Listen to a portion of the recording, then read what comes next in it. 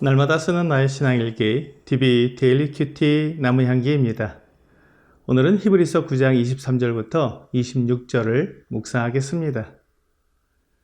그러므로 하늘에 있는 것들의 모형은 이런 것들로서 정결하게 할 필요가 있었으나 하늘에 있는 그것들은 이런 것들보다 더 좋은 제물로 할지니라.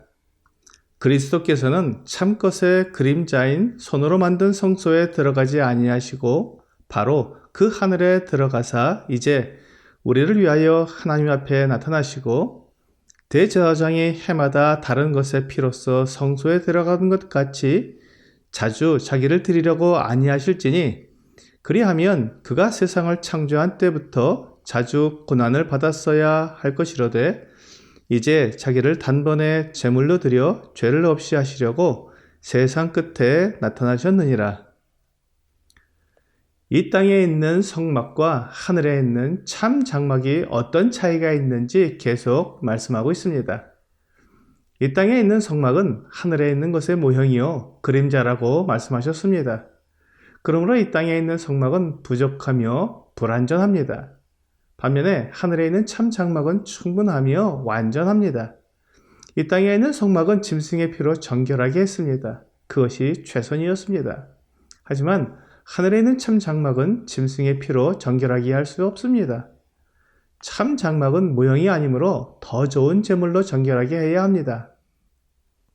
더 좋은 제물이란 거룩하며 완전한 제물을 말합니다. 그래서 그리스도께서 땅에 있는 성소에 들어가지 않으시고 그 하늘에 들어가셨습니다. 더 좋은 제물은 바로 예수 그리스도이십니다. 그리스도께서 하나님 앞에 나타나셔서 대제사장의 임무를 수행하시는 것입니다. 베드로전서 3장 22절은 그는 하늘에 오르사 하나님 우편에 계시니 천사들과 권세들과 능력들이 그에게 복종하느니라 라고 말씀하고 있습니다. 예수 그리스도의 신분은 천사들과 권세들과 능력들이 그 앞에 복종하는 전능하신 하나님이십니다. 하나님이신 그 예수님이 사람을 위해 제물이 되셨으니 그 제물의 가치는 이 땅의 모든 사람들을 거룩하게 하여 하나님을 섬기게 하기에 충분한 가치가 있습니다. 이 땅에 있는 성막에서는 대제사장이 1년에 한 번씩 속죄제를 드리지만 그것으로 백성들이 완전하게 죄를 용서받거나 제사를 마칠 수 없었습니다. 1년 후에 또다시 같은 제사를 드려야 했습니다. 아무리 훌륭하고 깨끗한 제물을 가져다가 제사를 드려도 모형이요 그림자인 이 제사는 끝나지 않고 계속될 수밖에 없었습니다. 온전한 것이 올 때까지 반복되었던 것입니다. 그리스도는 불완전한 제물로 불완전한 제사를 드리신 것이 아니라 완전한 제물로 완전한 제사를 완전한 장막에서 드리셨습니다.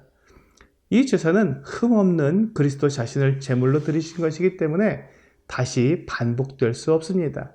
히브리서 9장 14절은 하물며 영원하신 성령으로 말미암아 흠없는 자기를 하나님께 드린 그리스도의 피가 어찌 너희 양심을 죽은 행실에서 깨끗하게 하고 살아계신 하나님을 섬기게 하지 못하겠느냐라고 말씀하고 있습니다.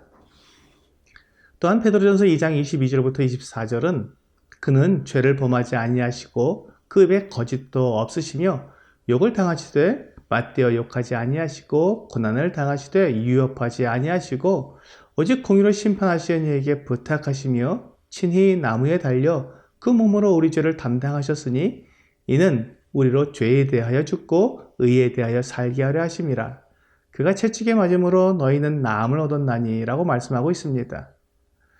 주님께서 자신을 제물로 삼으셨는데 그 제물이 얼마나 거룩하고 깨끗하며 완전한지 이 말씀으로 충분히 알 수 있습니다.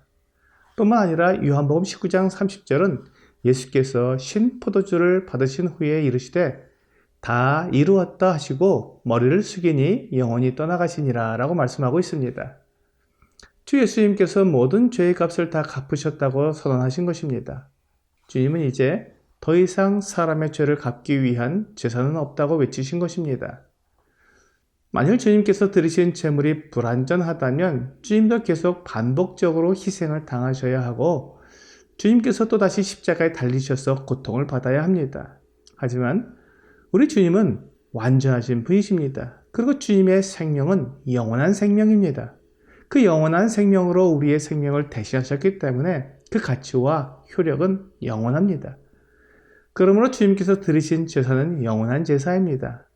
이사야 43장 25절은 곧 나는 나를 위하여 내 허물을 도말하는 자니 내 죄를 기억하지 아니하리라 라고 말씀하고 있습니다. 하나님께서 약속하신 이 용서의 말씀이 바로 예수 그리스도의 피로 말미암아 이루어진 것입니다.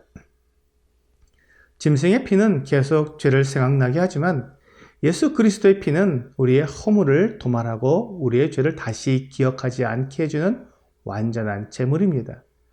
고린도전서 6장 9절부터 11절은 불의한 자가 하나님의 나라를 유업으로 받지 못할 줄을 알지 못하느냐? 미혹을 받지 말라.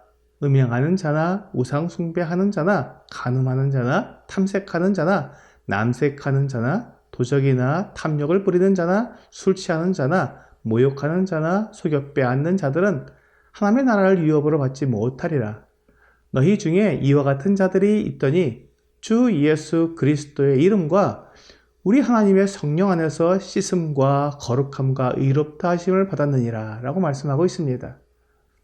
우리를 정결하게 하시는 일은 예수 그리스도와 성령과 성부의 삼위일체 하나님께서 이루신 완전한 용서입니다. 그러므로 하나님 앞에서 영원하고 완전한 거룩함과 의롭다 하심을 받은 것입니다. 에베소서 2장 5절과 6절은 허물로 죽은 우리를 그리스도와 함께 살리셨고 너희는 은혜로 구원을 받은 것이라. 또 함께 일으키사 그리스도 예수 안에서 함께 하늘에 앉히시니 라고 말씀하고 있습니다. 우리가 죄 용서를 받았을 뿐만 아니라 그리스도 예수 안에서 함께 하늘에 앉은 자가 되었습니다. 그곳은 하나님 앞이며 참 장막의 지성소이기에 우리가 예수 그리스도의 완전하신 대속으로 말미암아 하나님께 나아가 그 앞에 영원히 앉아있게 되었습니다. 이로써 그리스도의 대속과 대제사장 사역이 얼마나 완전하며 영원한 것인지 분명히 알 수 있습니다. 이 놀라운 일은 창세전부터 계획하신 것입니다. 에베소서 1장 4절과 5절은 곧 창세전에 그리스도 안에서 우리를 택하사 우리로 사랑 안에서 그 앞에 거룩하고 흠이 없게 하시려고 그 기쁘신 뜻대로 우리를 예정하사 예수 그리스도로 말미암아 자기의 아들들이 되게 하셨으니 라고 말씀하고 있습니다. 오늘의 적용 질문을 보겠습니다. 그리스도께서 친히 자기를 제물로 드려서 죄를 용서하신 것이 나에게 어떤 의미가 있습니까? 내 죄를 다시 기억하지 않으시고 영원히 온전하게 하여 하나님과 영원한 교제를 나눌 수 있는 하나님의 자녀가 되게 하신 것입니다. 오늘 예수 그리스도께서 자기 피로 거룩하게 하신 것을 통해 하나님의 자녀가 된 것을 기억하며 감사하는 여러분과 제가 되기를 주 예수님의 이름으로 기도합니다.